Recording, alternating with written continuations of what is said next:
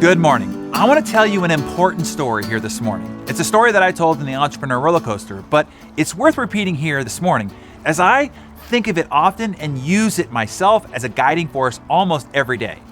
My dad had a very good friend who grew up in Arkansas in a farming town who was one of 9 children. This man rose from abject poverty to become extremely wealthy.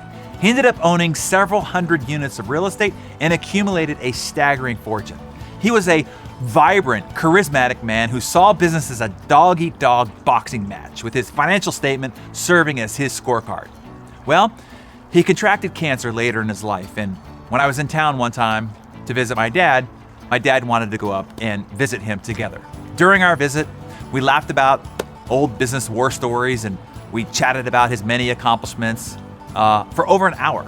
And as we were leaving, and I was about to exit the front door of his house, I heard him call my name loudly, "Darren!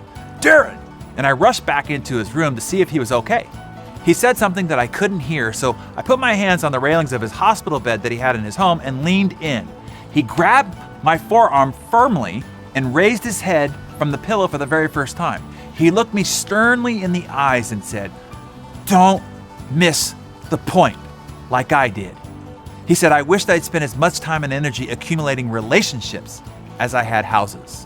I wish I invested in my heart as aggressively as I did my money. Only now do I understand true wealth, and none of it appears on a bank statement. Don't miss the point," he said, resting his head again on the pillow. Those are the last words I ever heard him speak. The next day, he died. But he lives in my head constantly. Those 4 words, don't miss the point. Don't let that happen to you. So your action for today is this. Most of us have done exactly the opposite.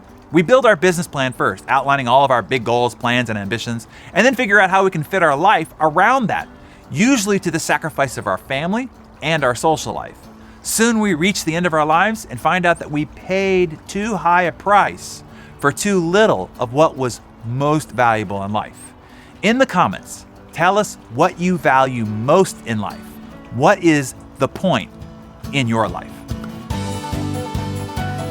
Okay, we are nearing the end. Only a few days left in the 90-day Darren Daily Summer Raven Run Challenge. Have you been checking in each day? What changes are you seeing in your life and habits so far?